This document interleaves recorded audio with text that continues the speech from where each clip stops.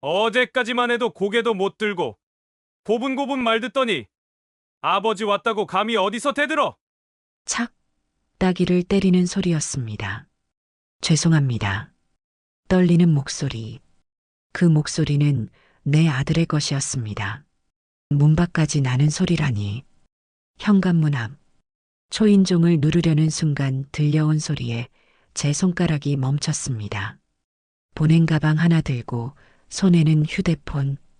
지갑을 안 챙긴 걸 깨닫고 되돌아온 길이었는데 지금 생각하면 돌아오길 정말 잘했어요. 서울에서 대전까지 2시간 넘게 달려왔습니다. 결혼한 아들을 만나러요. 아들 유진이와는 한 달 넘게 제대로 통화도 못했습니다. 카카오톡 메시지는 읽고도 답이 없고 전화는 늘 지금 바빠요로 끝났죠. 결혼 생활은 잘하고 있는지 걱정됐습니다. 그래서 오늘은 기어코 내려왔습니다. 명절도 아닌데 냉장고 채울 반찬을 한가득 싸들고요.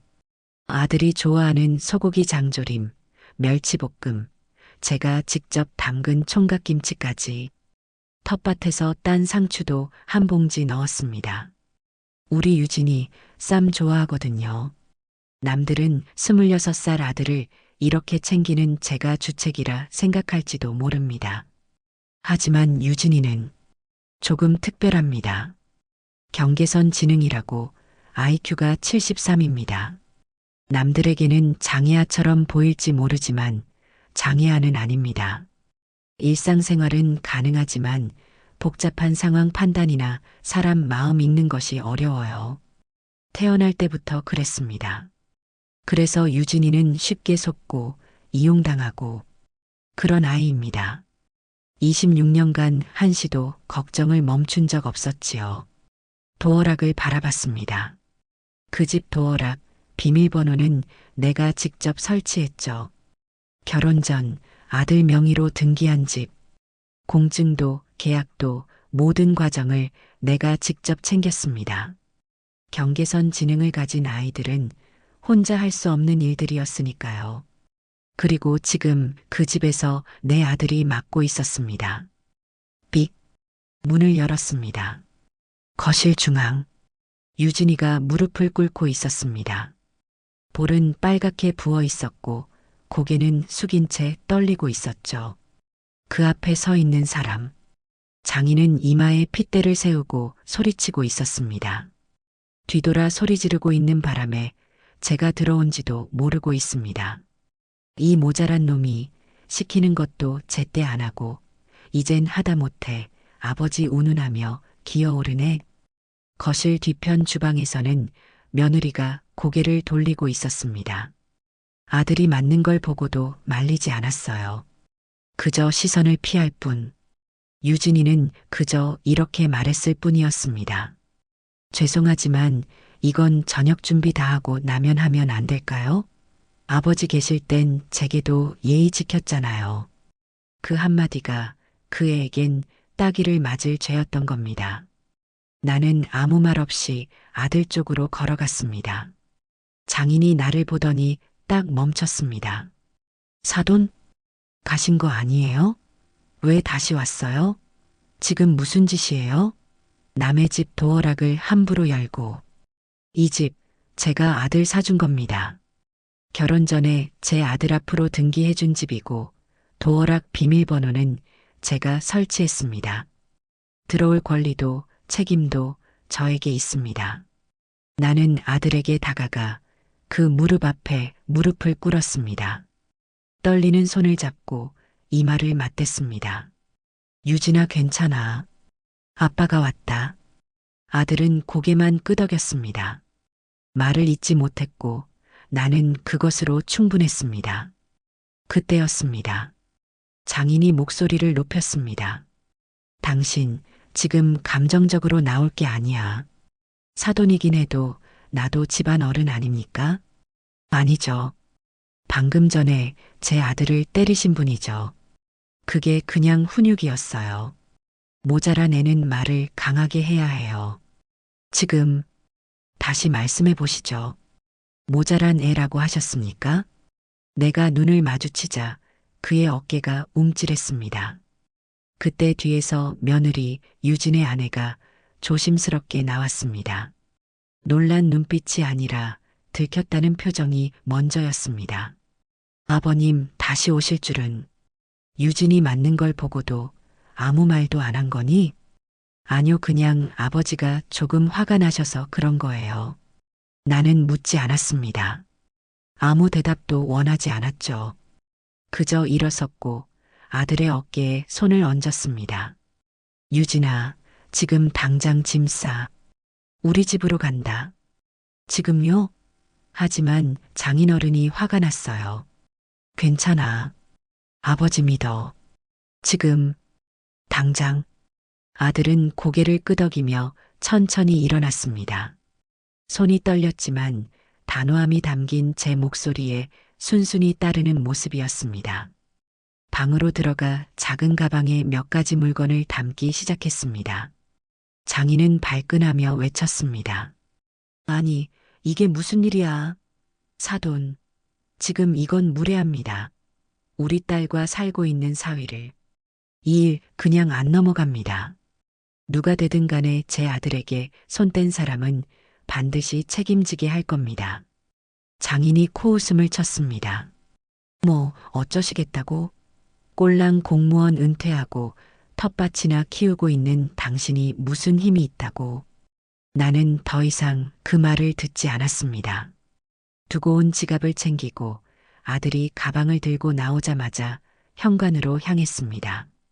유진의 손을 꼭 잡고 문을 열었습니다. 그리고 돌아보며 마지막으로 한마디를 남겼습니다. 곧 다시 찾아뵙겠습니다. 그땐 말씀 나눌 게 많겠네요. 그 순간까지 그들은 내 정체를 모른 채였습니다. 나를 그저 퇴직한 뒷방 늙은이라고 생각했겠지요. 우리는 엘리베이터를 향해 걸었습니다. 복도를 지나는 동안 아들의 어깨가 계속 떨렸습니다. 나는 그 어깨를 감싸 안았습니다. 주변은 조용했지만 내 머릿속은 수천 가지 생각으로 요동쳤습니다. 만약 오늘 지갑을 두고 오지 않았다면, 다시 와서 진실을 보지 않았더라면 이 학대는 얼마나 더 계속되었을까? 유진아, 아빠가 너를 지켜줄게. 아들은 말없이 고개를 끄덕였습니다. 아들의 눈에는 오랜만에 안도의 빛이 감돌았습니다. 서울행 KTX 안 유진이는 창밖만 바라보고 있었습니다.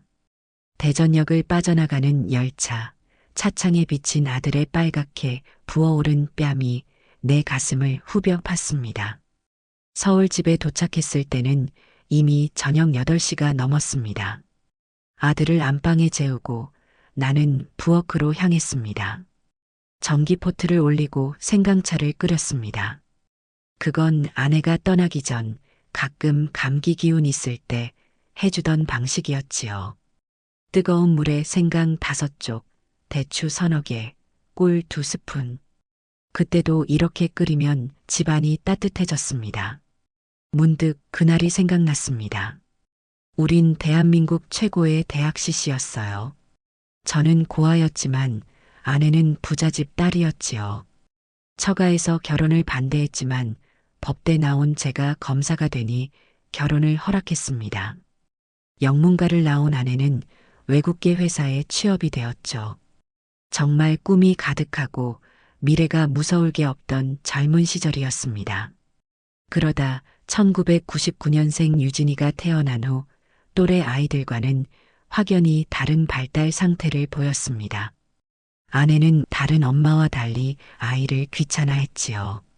원래부터 외국계 회사에서 승승장구하던 아내에게 아이는 계획에 없던 존재였습니다. 아이는 갖지 말자고 했잖아. 내 커리어가 지금 얼마나 중요한 시점인데.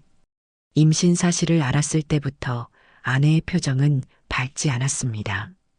그래도 제 간절한 마음에 못 이겨 아이를 낳기로 했지요. 고아였던 제게 핏줄은 그냥 자식 정도로 설명할 수 없는 벅찬 기쁨이었습니다. 경계선 지는? 이건 그냥 바보라는 거잖아. 이 아이 발달이 또래보다 1년 가까이 늦어요. 낮에 갔던 병원의 의사의 말에 아내는 숨이 턱 막힌 듯 진단서 위에 쓰인 단어를 바라봤습니다. 발달 지연, 정밀 검사 및 추후 경계선 지능 의심. 아내가 자기가 배 아파 낳은 아들을 두고 바보 말이 쉽게 나올 줄 몰랐습니다. 그토록 차가운 눈으로, 그토록 가볍게 말이죠. 병원에서 진단서를 펼쳐보던 아내의 얼굴이 잊히지 않습니다. IQ 73이라는 숫자 앞에서 아내는 무너져 내렸어요. 의사는 계속 말했습니다. 경계선 지능은 장애가 아닙니다. 다만 세상을 살아가기에 조금 어려움이 있을 수 있죠. 학습이 느리고 상황 판단이 어렵고 사람들에게 쉽게 이용당할 수 있습니다. 하지만 충분한 관심과 사랑이 있다면 의사의 말은 끝까지 듣지 못했습니다. 아내가 자리를 박차고 나갔으니까요. 그날 밤 아내는 여행 가방에 옷까지, 화장품, 서류들을 막 담았습니다. 분주하게 움직이는 아내의 눈에는 이미 다음 단계의 삶이 그려져 있는 듯 했습니다. 애 낳자마자 일도 줄였는데 나 망하게 하자는 거야? 미국 본사 발령까지 다른 사람에게 양보했는데 나는 못 키워. 알아서 해. 아내는 나가며 마지막으로 이렇게 말했습니다. 나 너 사랑은 했는데 병신까지 사랑할 자신은 없어. 내 커리어가 더 중요해. 그 말이 내 안에 정으로도 미움으로도 남지 않고 검은 돌덩이처럼 박혀버렸습니다. 현관문이 쾅 닫히는 소리와 함께 아내는 영원히 우리 곁을 떠났습니다. 그날 이후로 바로 이혼하고 단 한 번도 연락하지 않았고 양육비 한 푼 보내지 않았습니다. 들리는 소문에 의하면 미국으로 건너가 다시 결혼했다고 합니다. 혼자 남은 나는 아이를 안고 처음엔 출근을 포기했습니다. 그날 이후 내 인생의 퇴근 후 회식은 사라졌고 사건 기록 대신 요리법을 외우기 시작했지요. 밤새 조서를 검토하던 대신 유진이에게 식사 예절을 가르치고 인사하는 법을 연습시켰습니다. 검사라는 직업이 내 전부였던 시절도 있었습니다. IMF 때 죽어라 일했고 승진도 빨랐지요. 하지만 아내가 떠난 후 세상이 달라졌습니다. 강력부 검사로서 수많은 살인자들을 법정에 세웠지만 가장 중요한 재판은 항상 집에 있었어요. 내 아들의 미래를 지키는 재판. 이 세상에 유진이를 돌볼 사람은 나밖에 없었습니다. 새벽에 도시락 싸서 학교 보내고 퇴근길에 떡볶이 사주고 숙제 도와주고 매일 같은 말을 20번씩 설명해도 참았습니다. 다른 아이들보다 2배로 느리게 배우는 유진이 때문에 학교 상담실 문턱이 달았지요. 특수반은 아니지만 늘 보충 수업을 받아야 했습니다. 그렇게 26년. 이상하게도 내가 아이를 키운 게 아니었습니다. 유진이가 나를 키운 거였죠. 매일 아침 아빠, 오늘도 파이팅. 이라고 말하던 순수한 미소, 실수해도 괜찮아요. 아빠도 사람이니까라고 위로하던 따뜻한 마음. 그 모든 것이 차갑던 검사의 가슴에 인간다움을 채워주었습니다. 아빠 괜찮아요. 선생님이 나만 미워하는 거 아니에요. 다른 애들도 다 혼내요. 말 더듬는 유진이의 눈빛은 세상 누구보다 맑았습니다. 주변 아이들에게 괴롭힘을 당해도 그냥 웃고 넘겼지요. 그 순수함이 도리어 나를 불안하게 했습니다. 이 아이가 세상에 어떻게 살아남을까? 고등학교를 졸업하고 대학은 가지 못했습니다. 대신 직업훈련소에서 목공을 배웠어요. 손으로 하는 일은 느려도 정확했으니까요. 그러다 동네 철물점 아저씨가 유진이를 고용해 주셨습니다. 못을 분류하고 공구를 정리하고 간단한 수리를 돕는 일. 유진이에게 딱 맞는 일이었습니다. 그리고 오늘 그 애는 그 순한 눈으로 막고 있었습니다. 생강차를 들고 아들 방으로 향했습니다. 문을 열자 유진이는 잠에서 깬 듯 벌떡 일어났습니다. 다녀오셨어요, 아버님? 아직도 장인을 두려워하는 듯한 목소리. 내 심장이 찢어지는 것 같았습니다. 아니, 아빠야. 여기 우리 집이야. 아, 맞다. 집이구나. 서울. 흐릿한 눈빛이 점차 또렷해졌습니다. 창밖으로 익숙한 동네 풍경, 성북동의 작은 언덕배기와 가로등 불빛이 보였을 겁니다. 차 마실래? 생강차. 네. 감사합니다. 유진이는 조심스럽게 컵을 받아들었습니다. 손에 상처가 있었습니다. 주방 일을 하다 다친 건지 아니면 이거 어떻게 된 거야? 아들의 손목에 있는 멍자국을 가리켰습니다. 아, 이거요? 그냥 부딪혔어요. 거짓말이었습니다. 검사가 얼마나 많은 가정폭력 피해자를 만나봤는지 그 아이는 몰랐겠지요. 항상 같은 변명. 넘어졌어요. 부딪혔어요. 제가 실수했어요. 그래서 무슨 일이 있었던 거니? 유진이는 잠시 침묵했습니다. 그러다 문득 고개를 들더니 말했습니다. 아빠, 나는 왜 다들 하는 말을 못 알아듣는 거야? 그 질문이 26년 동안 수백 번은 나왔을 겁니다. 그때도 이렇게 말해줬습니다. 괜찮아. 아빠도 다 못 알아들어. 대신 너는 마음을 알아듣잖아. 바보 같죠? 나는 아들의 손을 꼭 잡았습니다. 바보 아니야. 내가 착한 거지. 그런데 장인어른이 모자란 놈, 병신이라고 했어요. 사람은 말이야, 자기보다 착한 사람을 볼 때 오히려 더 무시하는 경우가 있어. 그건 그 사람이 나쁜 거지. 내가 모자란 게 아니야. 침대 옆 탁자에는 유진이의 어릴 적 사진이 있었습니다. 첫돌 사진, 유치원 졸업식, 철물점 첫 출근 날. 그 사진들을 보며 내 마음속 결심은 굳어졌습니다. 이제 좀 자렴. 내일부터 할 일이 많아. 무슨 일이요?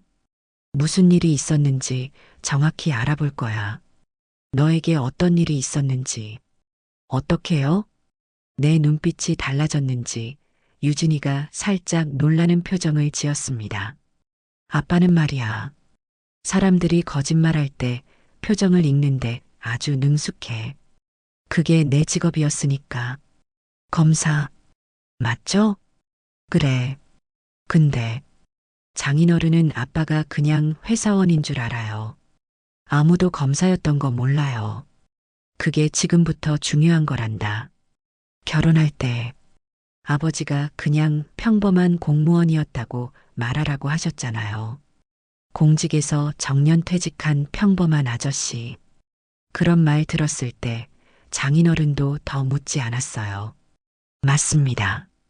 결혼할 때 나는 의도적으로 내 경력을 감췄습니다. 대검찰청 강력부 검사라는 이력이 때로는 상대방을 위축시키곤 했으니까요. 텃밭 가꾸는 평범한 퇴직 공무원으로 소개했습니다. 정년 후 5년은 충분히 쉬고 그 다음에 변호사 개업을 생각했던 나의 소박한 계획. 그 계획 속에 아들의 결혼은 오히려 반가운 일이었습니다. 나는 조용히 방을 나오며 마지막으로 말했습니다. 유진아, 이제 아무도 널 때리지 못해. 아빠가 약속할게. 나는 거실로 나와 오래된 서류 가방을 열었습니다. 검사 시절 사용하던 가방이었습니다. 그 안에는 수첩, 명함들, 그리고 검찰청 배지가 있었습니다. 퇴직할 때 기념품으로 받은 것이죠. 내일부터 본격적인 수사가 시작됩니다. 비록 현직은 아니지만 범죄자들을 추적했던 검사의 눈과 감각은 여전히 살아 있었습니다. 내가 내린 첫 커피 한 잔을 마시며 창밖의 별을 봤습니다. 텃밭을 가꾸고 여행도 다니며 쉬려고 했던 내 소박한 꿈은 잠시 접어둬야 할 것 같았습니다. 다음 날 아침 유진이는 언제나처럼 6시에 일어났습니다. 습관이란 게 그렇습니다. 철물점에서 일할 때 아침 일찍 출근했던 습관이 몸에 밴 거지요. 부엌에서 들리는 소리에 나도 눈을 떴습니다. 유진아, 뭐 하는 거야? 아침 준비해요. 장인어른이 좋아하는 된장국. 말을 하다 아들이 멈췄습니다. 잠시 혼란스러워하더니 표정이 풀어졌습니다. 아, 맞다. 집이구나. 이런 순간들이 내 가슴을 찢어놓습니다. 사람 말을 그대로 믿고 습관대로 움직이는 유진이. 그 특성 때문에 세상에서 더 많이 다치고 있었습니다. 아침을 함께 준비했습니다. 냉장고에서 계란을 꺼내고 밥을 데우고 텃밭에서 따온 열무로 김치를 만들어 놓은 게 있어 꺼냈습니다. 60대가 되니 이런 소박한 아침이 가장 행복합니다. 요즘 젊은 사람들은 아침 거르고 커피 한 잔으로 시작한다지만 우리 세대는 밥을 먹어야 하루가 시작되는 법이니까요. 그날이 생각났습니다. 1년 전 봄날이었지요. 유진이가 퇴근하고 돌아와 어색하게 거실에 서 있었습니다. 아빠, 얘기할 게 있어요. 그 표정을 보자마자 알았습니다. 제 아들이 누군가를 좋아하게 됐다는 걸요. 여자친구 생겼니? 유진이의 얼굴이 벌개졌습니다. 맞춘 것 같았습니다. 네. 소영이라고. 편의점에서 일해요. 난 깜짝 놀랐습니다. 아들은 지난 25년간 단 한 번도 여자 이야기를 한 적이 없었거든요. 친구도 거의 없었고 학교에서도 늘 혼자였습니다. 그런 아이가 갑자기 여자친구. 어떻게 만났어? 언제부터 만났어? 철물점 근처 편의점에서 만났어요. 제가 자주 갔거든요. 아이스크림 사러요. 그날 밤 아들은 마치 초등학생처럼 신나게 소영 이야기를 했습니다. 소영이가 어떻게 항상 웃어주는지, 다른 사람들이 놀려도 화내지 않는지, 유진이의 느린 말에도 끝까지 들어주는지. 며칠 후 소영이와 저녁 식사를 하기로 했습니다. 유진이가 처음으로 집에 데려온 여자친구. 나는 텃밭에서 가장 잘 자란 상추를 따고 손수 불고기를 준비했습니다. 떨리는 마음으로 만난 소영은 생각보다 똑 부러진 아이였습니다. 유진이보다 1살 어렸지만 말투나 행동은 훨씬 어른스러웠지요. 공부도 잘했나 봅니다. 대학에서 심리학을 전공했다고 했으니까요. 아저씨, 유진 오빠는 정말 순수해요. 요즘 세상에 이렇게 맑은 사람 없어요. 소영이가 유진이를 바라보는 눈빛이 진심 어린 것 같았습니다. 적어도 그땐 그렇게 보였지요. 소영이 부모님은 어떤 분들이시니? 아버지는 사업하세요. 카페 체인점 같은 거요. 어머니는 주로 아버지 일 도와주세요. 그날 밤 소영이가 돌아간 후 유진이에게 물었습니다. 정말 좋아하는 거니? 네. 아빠, 소영이가 저한테 그랬어요. 오빠가 다른 사람들과 달라서 좋아라고요. 그 말을 듣는 순간 마음이 찡했습니다. 다른 사람들과 다르다 유진이의 경계선 지능을 알고 있단 뜻이었을까요? 아니면 단순히 성격을 말한 걸까요? 유진아, 너 소영이 부모님도 만나봤니? 아직이요. 곧 만날 거예요. 소영이가 저 소개시켜준대요. 그 후로도 몇 가지 더 물어봤습니다. 소영이의 꿈이 뭔지, 왜 편의점에서 일하는지, 앞으로 무슨 일을 하고 싶은지. 유진이는 대답할 수 없었습니다. 애초에 그런 깊은 대화를 못했던 거죠. 한 달 후 소영의 부모를 만났습니다. 강 씨 부부는 생각보다 격식을 차린 모습으로 나타났습니다. 60대 중반의 강대철 씨는 자신을 사업가라고 소개했고 이영숙 씨는 조용하게 남편 옆에 앉아 있었습니다. 윤 선생님, 정년 퇴직하셨다고 들었습니다. 어떤 일 하셨어요? 평범한 공무원이었습니다. 지금은 텃밭이나 가꾸면서 조용히 지내고 있지요. 강 씨는 더 묻지 않았습니다. 얕은 관심사에 만족한 듯 했지요. 대신 유진이에게 많은 질문을 던졌습니다. 유진 군, 월급은 얼마나 받나? 저축은? 불편한 질문들이었지만 어색한 자리라 그러려니 했습니다. 한 가지 기억에 남는 대화가 있었습니다. 우리 소영이도 조금 특별해요. 어릴 때부터 마음이 여려서 강 씨의 말이 이상했습니다. 소영이가 경계선 지능이라고 암시하는 듯 했으니까요. 하지만 방금 전까지 대학 졸업장 이야기를 하던 아이가 어떻게 특별할 수 있을까요? 그때 의심했어야 했는데 그저 사돈의 겸손이라고만 생각했습니다. 그리고 결혼 이야기가 급속도로 진행됐습니다. 강 씨의 제안은 매력적이었습니다. 제가 대전에 건물이 좀 있습니다. 거기에 젊은 부부가 운영할 카페를 차려주고 싶어요. 유진이와 소영이가 함께 일하면서 자립할 수 있게요. 대전이라 여기서 좀 멀지 않나요? 요즘 KTX면 금방입니다. 그리고 사업은 기회가 있을 때 잡아야죠. 내 마음 한구석이 망설였습니다. 하지만 유진이의 기대에 찬 눈빛을 보니 반대할 수 없었습니다. 제 아들이 누군가에게 사랑받고 인정받는 모습을 보고 싶었으니까요. 그 자리에서 결혼을 승낙했고 한 달 후 결혼식이 열렸습니다. 결혼식 날 유진이가 신랑 대기실에서 넥타이를 매지 못해 안절부절 못하던 모습이 생각났습니다. 아빠 어떻게 매는 거예요? 잊어버렸어요. 내가 다가가 넥타이를 매주었습니다. 수십 번 가르쳤는데도 중요한 순간이면 늘 잊어버리는 유진이. 그래도 그날만큼은 그 모습이 사랑스러웠습니다. 오늘 소영이한테 뭐라고 말할 거니? 예쁘다고?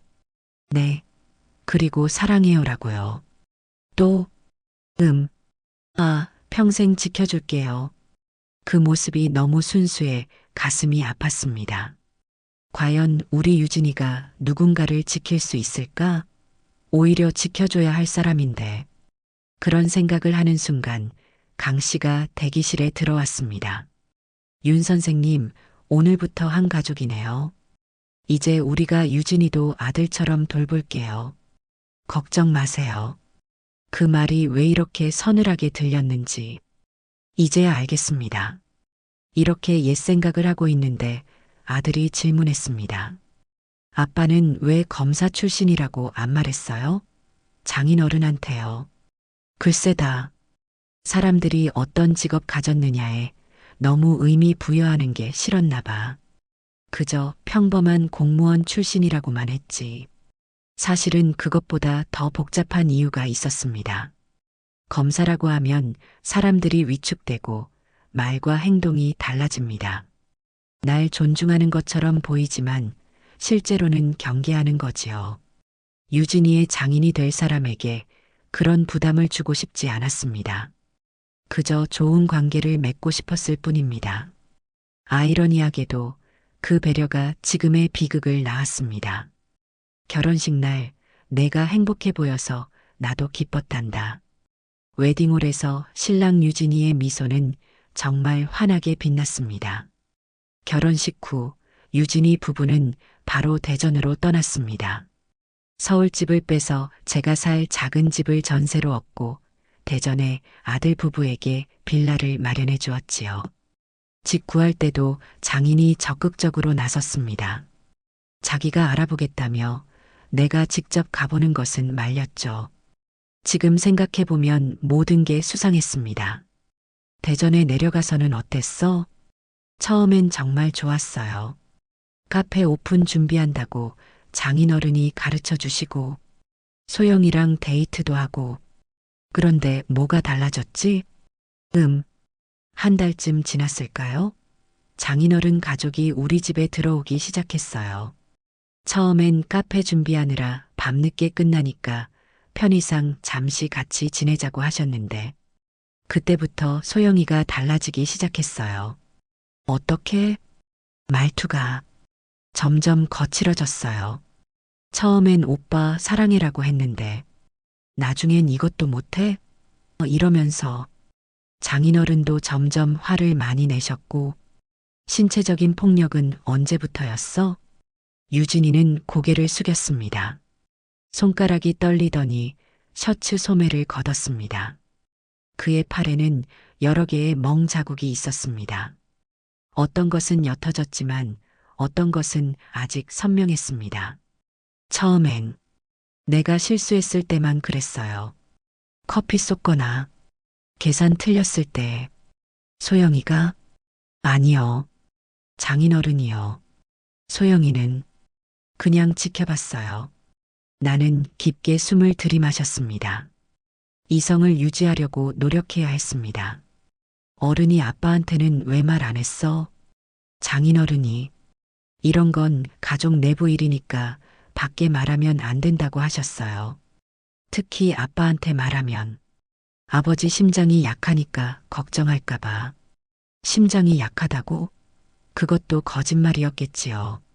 젊은 시절 마라톤을 뛰던 내가 심장이 약할 리 없습니다. 그리고 저한테 돈도 많이 빌려달라고 했어요. 카페 준비한다고.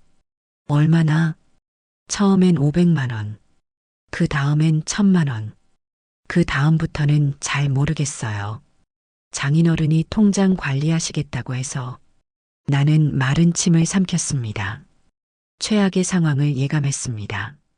유진아, 오늘 인터넷 뱅킹 좀 확인해 볼까? 아들은 고개를 끄덕였습니다. 내 노트북을 켜고 은행 앱에 접속했습니다. 로그인 비밀번호는 유진이의 생일이지요. 화면이 떴을 때 나는 눈을 의심했습니다. 대출 잔액 1억 8천만 원? 유진아, 이게 뭐지? 유진이는 눈이 커졌습니다. 모르겠어요, 아빠. 난 그렇게 많이 빌린 적 없어요. 그 순간 깨달았습니다. 장인과 소영이가 연루된 것은 단순한 폭력이나 학대가 아니었습니다. 이건 경제적 착취, 사기였습니다.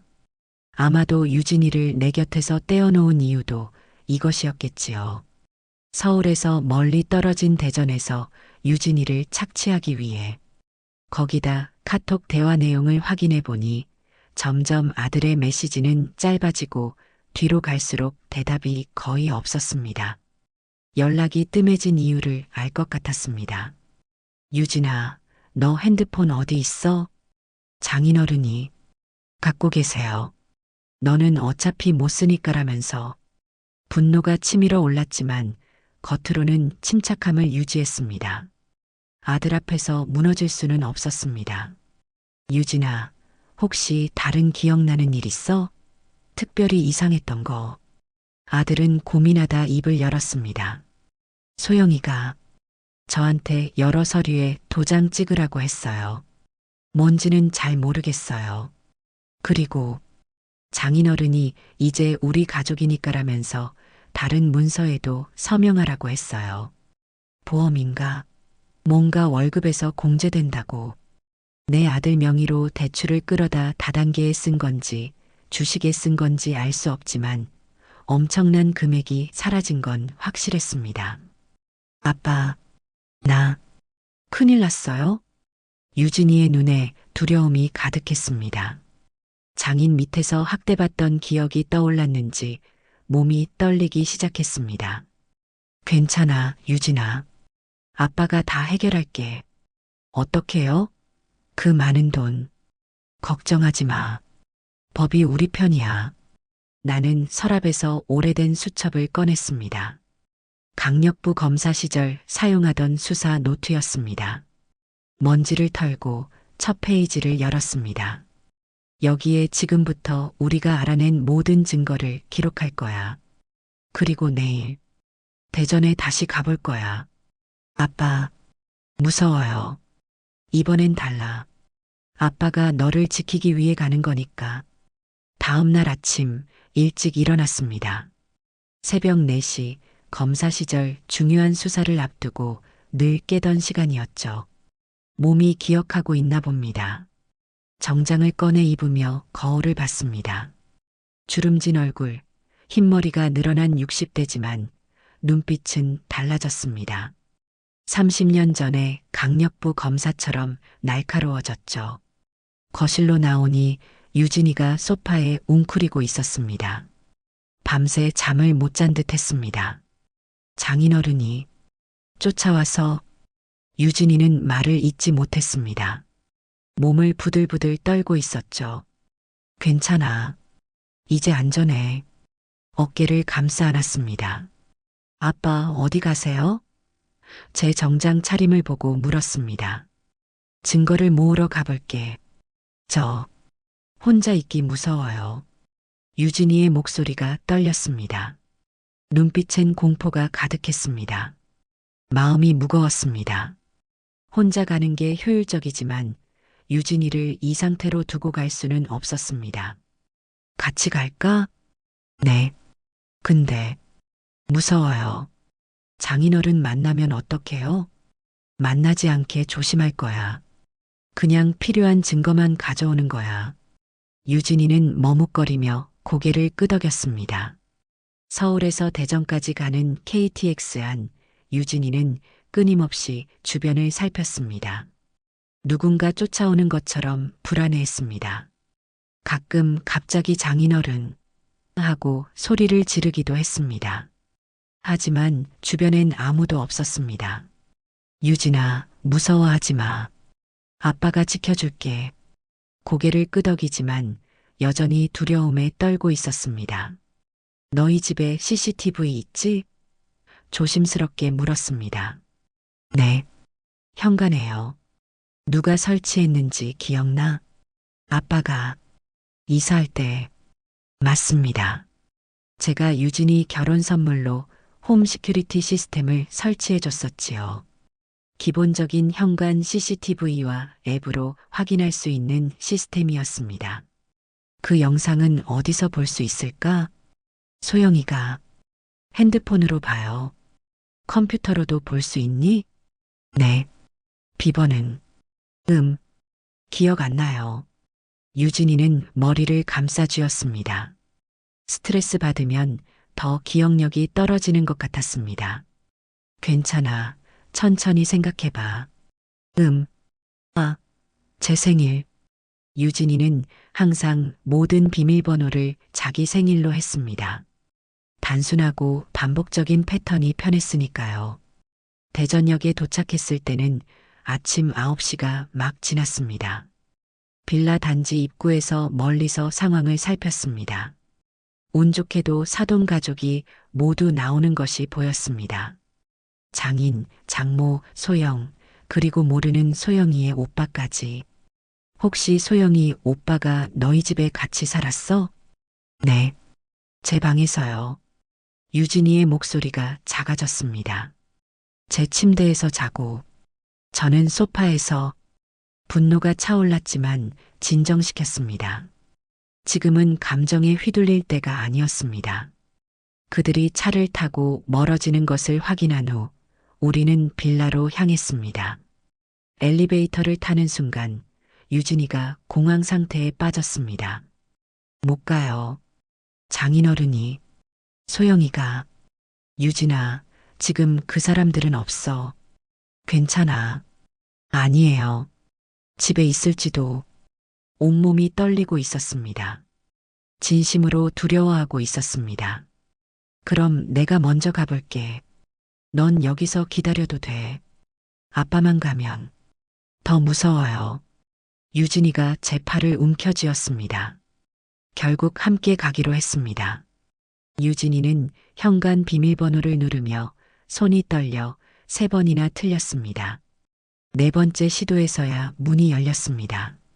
집 안으로 들어서는 순간 유진이의 얼굴이 창백해졌습니다. 이곳에서의 기억들이 밀려오는 듯 했습니다. 유진아, 괜찮아? 대답 대신 구토를 시작했습니다. 바닥에 무릎을 꿇고 계속 토했습니다. 집이 주는 트라우마가 너무 심했던 겁니다. 등을 쓸어주며 진정시켰습니다. 괜찮아. 아빠가 있잖아. 현관에 신발을 두지 않고 쇼핑백에 담아서 들고 들어갔습니다. 검사 시절 몰래 현장 검증할 때 저의 습관이지요. 집안은 놀랍도록 깨끗했습니다. 마치 전시장 같았습니다. 하지만 유진이의 흔적은 거의 보이지 않았습니다. 아들들의 물건들, 사진들, 어디에도 없었습니다. 유진아, 내 물건들은 어디 있니? 저기, 손가락으로 작은 방을 가리켰습니다. 문을 열자 충격적인 광경이 펼쳐졌습니다. 좁은 공간에 유진이의 모든 물건이 쓰레기처럼 던져져 있었습니다. 옷가지, 책, 신발, 심지어 결혼식 사진까지 마치 유진이의 존재 자체를 지우려는 듯 했습니다. 컴퓨터는 어디 있니? CCTV 영상 확인해 보자. 저기요. 거실 구석의 작은 책상을 가리켰습니다. 컴퓨터를 켜고 홈 시큐리티 앱에 접속했습니다. 비밀번호를 입력하자 영상 목록이 나왔습니다. 마지막 영상은 어제 저녁이었습니다. 이전 날짜들로 거슬러 올라가기 시작했습니다. 아빠, 저 소리 들려요? 놀라서 고개를 들었습니다. 멀리서 도어락 비밀번호를 누르는 삐삐 소리가 들렸습니다. 누군가 돌아오고 있었습니다. 유진아, 조용히 해. 누군가 오고 있어. 유진이의 얼굴에서 핏기가 싹 가셨습니다. 온몸이 부들부들 떨기 시작했습니다. 일단 컴퓨터를 끄고 모든 흔적을 지웠습니다. USB에 영상 몇 개만 급히 복사했습니다. 충분한 증거는 아니었지만 무언가는 확보해야 했습니다. 어디 숨을 수 있을까? 유진이는 대답 못하고 그저 공포에 질린 채 얼어붙어 있었습니다. 빠르게 주변을 살폈습니다. 작은 방 옆 창문이 있었습니다. 비상계단이 있는 것 같았습니다. 저기로 나가자. 창문을 열고 유진이를 먼저 밀어냈습니다. 그러고 나서 제가 나가려는 순간 현관문이 열렸습니다. 재빨리 창문을 닫았지만 완전히 닫히진 않았습니다. 작은 틈이 남았지만 더 이상 시간이 없었습니다. 발소리가 가까워지고 있었습니다. 비상계단에 숨은 우리는 숨도 못 쉬고 기다렸습니다. 유진이는 제 가슴에 얼굴을 묻고 있었습니다. 무슨 일이지? 왜 갑자기 돌아온 걸까요? 창문 틈으로 소영이 거실을 둘러보는 모습이 보였습니다. 며느리는 무언가를 찾는 듯 했습니다. 오빠, 지갑 못 찾겠어. 아버지 빨리 찾아오라고 하시는데. 아무도 대답이 없자 소영은 작은 방으로 향했습니다. 그때였습니다. 그녀의 시선이 반쯤 열린 창문에 머물렀습니다. 창문을 안 닫고 나갔나? 심장이 멎는 줄 알았습니다. 그녀는 천천히 창문으로 다가왔습니다. 우리는 재빨리 비상계단을 한층 내려갔습니다. 유진이는 너무 떨려서 제대로 계단을 내려오지 못했습니다. 제가 아들을 거의 들다시피 했습니다. 소영이 창문을 열고 내다봤지만 다행히 우리는 보이지 않는 위치에 있었습니다. 잠시 후 창문이 닫히는 소리가 들렸습니다. 오빠, 이상한데? 창문이 열려 있었어. 그리고 잠시 후 현관문이 닫히는 소리가 들렸습니다. 그들이 떠난 것 같았습니다. 하지만 우리는 15분 이상 그 자리에 숨어 있었습니다. 유진이는 계속해서 떨고 있었습니다. 이제 괜찮아. 가자. 겨우 빌라 밖으로 나왔을 때 유진이는 다리에 힘이 풀려 주저앉았습니다. 아빠, 죄송해요.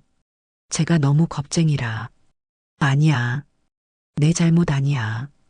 정상적인 반응이야. 겨우 확보한 USB 하나, 그리고 유진이의 방에서 급히 꺼낸 일기장 한 권. 충분한 증거는 아니었지만 시작점으로는 충분했습니다. 기차에 오르자마자 유진이는 지쳐 잠들었습니다. 그 틈에 확보한 USB를 노트북에 꽂아 영상을 확인했습니다. 몇 개 안 되는 영상이었지만 그 안에서도 충격적인 장면들이 있었습니다. 한 영상에서는 장인이 유진이의 목을 잡고 벽에 밀쳐붙이는 모습이 있었습니다. 다른 영상에서는 소영의 오빠가 유진이를 앉혀놓고 서류에 서명하게 강요하는 장면. 심지어 소영도 옆에서 빨리 사인해라고 재촉하고 있었습니다. 급히 꺼낸 일기장을 펼쳐봤습니다. 단순한 문장들이었지만 그 안에 진실이 담겨 있었습니다. 오늘도 맞았다. 내가 바보라서 그런가 보다. 소영이가 달라졌다. 더 이상 웃지 않는다. 오빠가 또 서류에 도장 찍으라고 했다. 뭔지 모르겠다. 아빠한테 전화하고 싶은데 폰을 못 쓰게 한다. 마지막 페이지에는 떨리는 글씨로 적힌 문장이 있었습니다. 아빠, 살려주세요. 그 글씨를 보는 순간 눈물이 흘렀습니다. 검사 시절 어떤 잔혹한 범죄 현장에서도 울지 않았는데 내 아들의 작은 외침 앞에서 무너졌습니다. 서울로 돌아오는 기차 안에서 잠에서 깬 유진이가 물었습니다. 아빠, 제가 정말 바보예요? 아니, 유진아. 넌 바보가 아니야.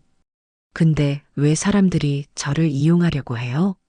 세상에는 남의 착함을 이용하는 사람들이 있어. 하지만 그건 내 잘못이 아니야.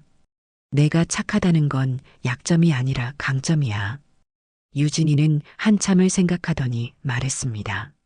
아빠, 법이 저를 지켜줄까요? 그럼. 법은 약자를 지키기 위해 존재하는 거야. 집에 도착해서 유진이는 자기 방에 들어가 곧바로 잠들었습니다. 나는 확보한 증거들을 정리했습니다. 영상, 일기장, 그리고 유진이의 증언. 부족했습니다. 더 많은 증거가 필요했습니다. 인터넷을 검색해보니 상생네트워크라는 다단계 판매 회사가 나왔습니다. 장인이 운영하는 회사였습니다. 불만 사례가 여럿 있었습니다. 투자금 사기, 허위 광고, 강압적 판매 등의 키워드가 눈에 띄었습니다. 더 깊이 파고들자 더 충격적인 사실이 나왔습니다. 강대철, 즉 장인의 이름으로 검색해보니 10년 전 사기 혐의로 입건된 기록이 있었습니다. 심지어 같은 수법으로 판단 능력이 부족한 사람들을 대상으로 한 금융 사기였습니다. 그들은 처음부터 유진이를 노렸던 겁니다.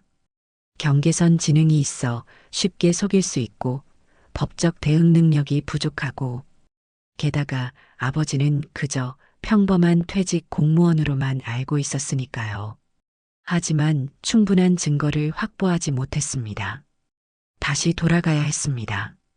이번엔 더 철저한 준비가 필요했습니다.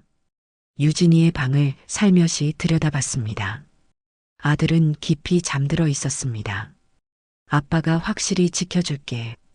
서재로 돌아와 서류 가방에서 오래된 명함을 꺼냈습니다. 윤명호 검사, 서울중앙지방검찰청 강력부, 그리고 그 옆에 놓인 법복을 바라봤습니다. 이제 법복을 입을 때가 왔습니다. 아니, 정확히는 법의 권위를 다시 가져올 때가 왔습니다. 검사로서가 아니라 아버지로서의 정의를 위해. 일주일 후 대전행 KTX에 다시 몸을 실었습니다. 이번엔 혼자였습니다. 유진이는 집에 두고 왔습니다. 어젯밤 그 아이의 악몽 소리가 온 집안을 채웠던 기억이 아직도 생생했습니다. 장인어른, 제발 때리지 마세요. 잠결에 흐느끼는 유진이의 모습에 마음이 찢어졌습니다. 그가 얼마나 큰 상처를 받았는지, 그 고통이 얼마나 깊은지 실감했습니다. 오랜 시간이 지나도 이 트라우마는 남을 것입니다. 창밖으로 스쳐 지나가는 풍경들. 초임 검사 시절 이 열차를 타고 지방 출장을 다니던 기억이 났습니다. 그때는 정의를 향한 뜨거운 열정이 있었지요. 시간이 흐르며 그 열정은 현실과 타협하고 제도에 길들여지고 마침내 퇴색되었습니다. 하지만 지금은 다릅니다. 내 아들을 위한 정의, 이것만큼은 타협할 수 없었습니다. 오래된 정장 안주머니에서 작은 녹음기를 꺼냈습니다. 디지털 시대에 아직도 이런 구식 장비를 쓰는 사람은 별로 없겠지요. 하지만 강력부 검사 시절 늘 가지고 다녔던 습관이었습니다. 디지털 증거는 언제든 조작될 수 있지만 아날로그 녹음은 원시적이지만 확실했으니까요. 주머니 안에는 여러 개의 마이크로 SD카드도 있었습니다. 여러 날에 걸쳐 확보한 증거들이 담겨 있었습니다. 사돈의 사업체 상생 네트워크에 대한 자료, 10년 전 사기 전과 기록, 유진이 계좌에서 빠져나간 돈의 추적 내역. 모든 준비는 끝났습니다. 이제 남은 것은 직접 대면뿐이었습니다. 대전에 도착해 택시를 타고 목적지로 향했습니다. 그곳은 유진이의 집이 아니라 사돈의 사업체 상생 네트워크 사무실이었습니다. 건물 앞에 내려 잠시 주변을 살폈습니다. 허름한 오피스텔 1층에 자리한 상생 네트워크. 인생을 바꾸는 기회라는 현수막이 바람에 흔들리고 있었습니다. 문을 열고 들어가자 젊은 여직원이 환한 미소로 맞이했습니다. 어서 오세요. 상생 네트워크에 관심 있으신가요? 아니요, 강대철 씨를 만나러 왔습니다. 강 대표님은 약속이 있으신데 혹시 미리 예약하셨나요? 가족 일로 왔습니다. 윤명호라고 전해주세요. 여직원은 의아한 표정을 지었지만 안쪽 사무실로 들어갔습니다. 잠시 후 그녀가 돌아와 말했습니다. 안쪽으로 들어오시래요. 사무실 안은 전형적인 다단계 판매 회사의 모습이었습니다. 벽에는 고액 달성자들의 사진과 명언들이 붙어 있었고 회의 테이블에는 화려한 브로셔들이 늘어져 있었습니다. 안쪽 방에서 강대철이 나왔습니다. 그는 여전히 자신만만한 표정이었지만 눈빛에서 경계심이 느껴졌습니다. 사돈 양반, 갑자기 웬일이세요? 유진이는요? 유진이는 집에 있습니다. 아, 그래요? 우리 소영이가 많이 보고 싶어 하는데. 그의 뻔뻔한 태도에 분노가 치밀었지만 감정을 누르고 차분히 대답했습니다. 소영이가 유진이를 진심으로 생각했다면 좋겠군요. 강대철은 잠시 긴장한 기색을 보이더니 곧 웃음을 지으며 말했습니다. 그럼요. 사위니까 당연히 아끼죠. 그런데 갑자기 찾아오신 이유가 한 가지 드릴 말씀이 있어서요. 네, 말씀하세요. 여기서 말하긴 좀 그렇고 개인적인 얘기라. 강대철은 잠시 주저하더니 직원들에게 밖에 나가 있으라고 손짓했습니다. 직원들이 나가고 사무실에 우리 둘만 남았습니다. 자, 이제 말씀하세요. 나는 천천히 가방을 열었습니다. 서류 몇 장을 꺼내 테이블 위에 펼쳤습니다. 이게 뭡니까? 강대철이 물었습니다. 유진이 명의로 대출받은 내역입니다. 1억 8천만 원. 그리고 이건 유진이 계좌에서 상생 네트워크로 입금된 내역. 그리고 이건 강 사장님 계좌로 옮겨진 금액. 강대철의 얼굴이 굳어졌습니다. 이게 무슨 소리요? 그건 다 유진이가 알고 동의한. 이건 CCTV 영상입니다. 유진이가 폭행당하는 장면, 협박받는 장면, 강제로 서명하는 장면. 강대철의 표정이 완전히 변했습니다. 눈에 핏발이 서더니 갑자기 소리를 질렀습니다. 그래서 뭐 어쩌겠다는 거요? 그딴 증거 누구한테 보여줄 건데? 당신 아들이 얼마나 멍청한지 세상이 다 알게. 그런 바보 같은 아들 둔 걸 창피하게 생각해야지. 그의 말이 제 가슴을 찔렀습니다. 하지만 이런 자극에 넘어갈 수는 없었습니다. 그런 생각입니까? 경계선 지능을 가진 사람을 이용해도 괜찮다고요? 세상이 그렇게 돌아가는 거요. 약한 자는 당하는 거야. 정말 바보 같은 놈이라니까. 돈만 보여주면 뭐든 자발적으로 사인하고 말이야. 난 잘못 없다니까? 강대철은 비웃듯 말했습니다. 그의 말 한마디 한마디가 녹음되고 있다는 사실을 그는 모르고 있었습니다. 그럼 강 사장님은 유진이가 바보라서 이용하기 쉬웠다. 그렇게 인정하시는 겁니까? 당연하지. 아니면 왜 우리 딸을 그런 멍청이랑 결혼시키겠어요? 처음부터 계획된 거예요. 순진하고 판단력 없는 사람, 부모 재산 물려받을 사람. 딱 좋은 표적이었지. 그렇군요. 모든 게 처음부터 계획된 사기였다. 사기라니요. 그냥 비즈니스죠. 세상에 공짜는 없어요. 당신도 알잖아요. 그 아들 혼자선 아무것도 못한다는 거. 평생 누군가 뒷바라지해줘야 할 텐데 우리가 좀 이용한다고 뭐가 어때요? 나는 천천히 일어섰습니다. 이제 충분했습니다. 한 가지 궁금한 게 있습니다. 제가 누군지 알고 계세요? 뭐, 퇴직한 공무원이라고 하지 않았어요? 맞습니다. 공무원이었죠. 하지만 어떤 공무원이었는지는 말씀드리지 않았던 것 같네요. 주머니에서 낡은 명함을 꺼내 테이블 위에 올려놓았습니다. 서울중앙지방검찰청 강력부 검사 윤명호였습니다. 강대철의 얼굴이 창백해졌습니다. 검사라고요? 네, 30년간 검사로 일했습니다. 사기꾼들, 강도들, 살인자들, 수없이 많은 범죄자들을 법정에 세웠지요. 특히 경제 범죄에 관해서는 나름 전문가였습니다. 강대철은 의자에 털썩 주저앉았습니다. 그의 얼굴에서 모든 혈색이 사라졌습니다. 그리고 지금 저는 모든 증거를 확보했습니다. 당신의 자백도 포함해서요. 주머니에서 녹음기를 꺼내 보여주었습니다. 여기 모두 녹음되어 있습니다.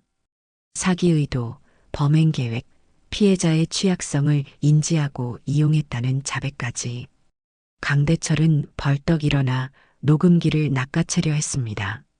하지만 나는 더 빨랐습니다. 소용없습니다. 이미 이것뿐 아니라 여러 복사본이 안전한 곳에 보관되어 있으니까요. 이제 비로소 그의 상황이 얼마나 절망적인지 깨달은 듯 했습니다. 사돈, 이러지 맙시다. 우리 대화로 풀어요. 대화요? 내 아들이 맞을 때는 대화가 없었던 것 같은데요. 그건 실수였어요. 솔직히 좀 과했어요. 인정합니다. 하지만 이걸로 경찰에 가면 우리 가족이 다 망해요. 당신 가족이요? 내 가족은 이미 당신 때문에 망가졌습니다.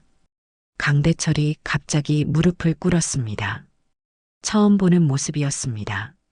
항상 거만하고 위압적이던 그가 바닥에 엎드려 빌고 있었습니다. 제발 한 번만 살려주세요. 돈 다 돌려드릴게요. 이자까지. 아니, 2배로 돌려드릴게요. 돈 문제가 아닙니다. 그럼 뭐든지 말씀하세요. 뭐든 할게요. 나는 천천히 그를 내려다보며 말했습니다. 제 아들에게 무릎 꿇고 사과하세요. 그리고 모든 죄를 인정하고 벌을 받으세요. 사과요? 네, 진심으로요. 그리고 법적 처벌도 감수하세요. 선택권은 없습니다. 이미 서류는 검찰에 제출했으니까요. 그의 눈이 커졌습니다. 오늘 아침 서울중앙지방검찰청에 모든 증거를 제출했습니다. 조만간 소환장이 올 겁니다. 이미 충분하지만 이것도 추가 제출해야겠지요. 어떻게 이럴 수가. 검사 생활 30년이면 아는 사람이 좀 있습니다. 특히 지금 강력부에 있는 박 검사는 제 후배죠. 사건을 직접 맡겠다고 하더군요.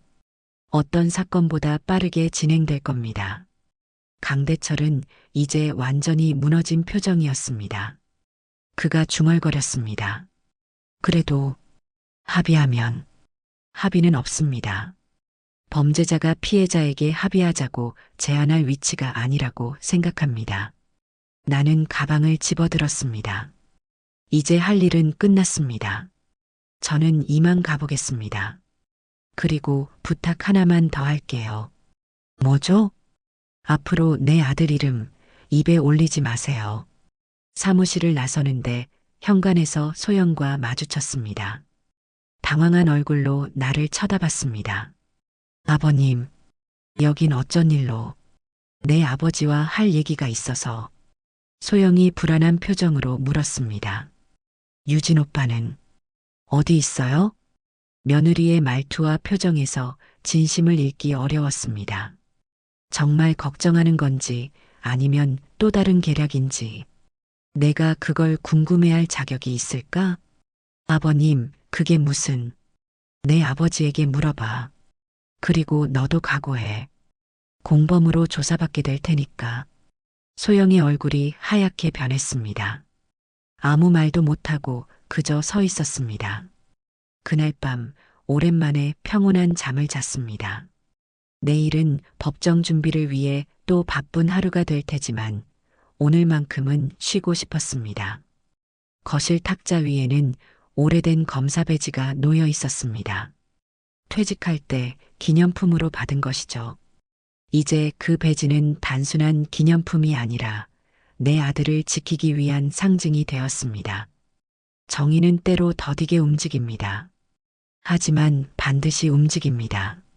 그리고 이번엔 제가 직접 그 정의를 움직이게 할 것입니다. 2달이 지났습니다. 강대철과 소영, 그리고 그녀의 오빠는 모두 실형을 선고받았습니다. 사기, 폭행, 강요, 금융범죄 등 여러 혐의가 인정되었지요. 판결문에는 취약한 피해자의 상태를 인지하고 계획적으로 이용한 점이 특히 가중 요소로 언급되었습니다.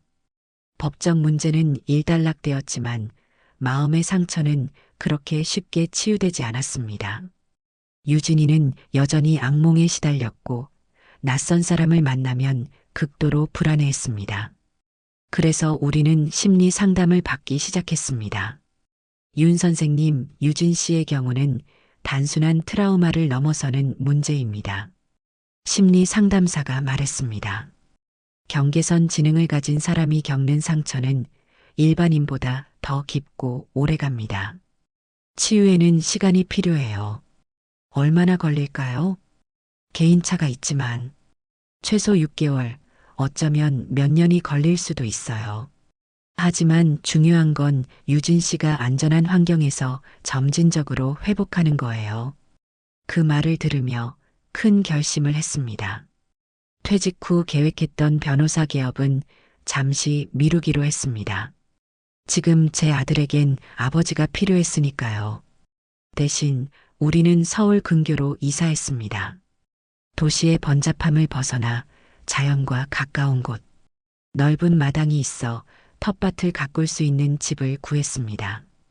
유진이는 처음엔 낯선 환경에 적응하기 어려워했지만 점차 새 집을 좋아하기 시작했습니다.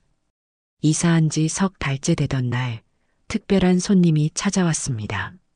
박 검사였습니다. 제 후배로 이번 사건을 담당했던 검사였지요. 선배님 근황이 궁금해서요. 그리고 유진 씨도 보고 싶었고요.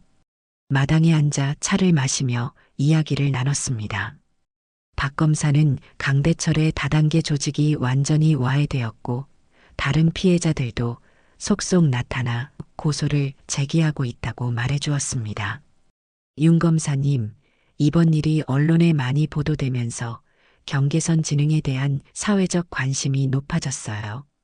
복지부에서 관련 지원 사업을 확대하겠다고 발표했고 몇몇 국회의원들은 법적 보호 장치를 마련하겠다고 나섰어요. 그거 다행이네. 네. 그리고 이건 제 개인적인 생각인데 선배님께서 이 분야에서 활동하시면 어떨까 해요. 경험도 있으시고 법조계 지인들도 많으시잖아요. 박 검사의 제안이 계속 머릿속에 맴돌았습니다. 변호사 개업 대신 경계선 지능을 가진 사람들과 그 가족들을 지원하는 일을 하는 것. 생각해 볼 만한 일이었습니다. 겨울이 찾아왔습니다. 첫눈이 내린 날 유진이와 함께 마당에 나가 눈사람을 만들었습니다. 아빠, 나 이제 괜찮아요. 갑작스러운 말에 놀랐습니다. 소영이, 이제 생각 안 나요. 가끔 꿈에 나오지만, 이제 안 무서워요. 그래, 다행이구나. 그리고 아빠, 나, 나중에 목공소에서 일하고 싶어요. 철물점에서 배웠던 거, 기억나요? 나무로 뭔가 만드는 거 좋아해요. 유진이의 말에 감동했습니다. 아들이 미래를 생각하기 시작했다는 것, 그것만으로도 큰 진전이었습니다. 그래, 좋은 생각이야. 내일 근처 목공소 한번 알아볼까? 유진이는 환하게 웃었습니다. 오랜만에 보는 순수한 미소였습니다. 한편 저도 새로운 시작을 준비하고 있었습니다. 박 검사의 제안을 받아들여 경계선 지능 권익보호센터를 설립하기로 했습니다. 30년간의 법조인 경험을 살려 유진이처럼 세상에서 쉽게 상처받는 사람들을 도울 수 있는 일이었습니다. 아빠, 그 센터에 나도 도울 수 있어요? 물론이지. 내가 가장 중요한 상담원이 될 거야. 나요? 내가 뭘 할 수 있는데요? 유진아, 너는 경계선 지능이 어떤 건지 직접 경험한 사람이야. 내가 느끼는 것, 내가 어려워하는 것, 그런 이야기들이 다른 사람들에게 큰 도움이 될 거야. 유진이는 처음으로 자신의 상태를 유용한 것으로 인식하는 것 같았습니다. 아들의 눈빛이 빛났습니다. 이제 우리의 상처는 천천히 아물고 있습니다. 앞으로도 어려움은 있겠지만 이제 우리는 알고 있습니다. 어떤 어둠이 찾아와도 서로를 지키는 한결국 빛은 다시 찾아온다는 것을, 그리고 때로는 가장 큰 상처를 통해 가장 소중한 진실을 배운다는 것을.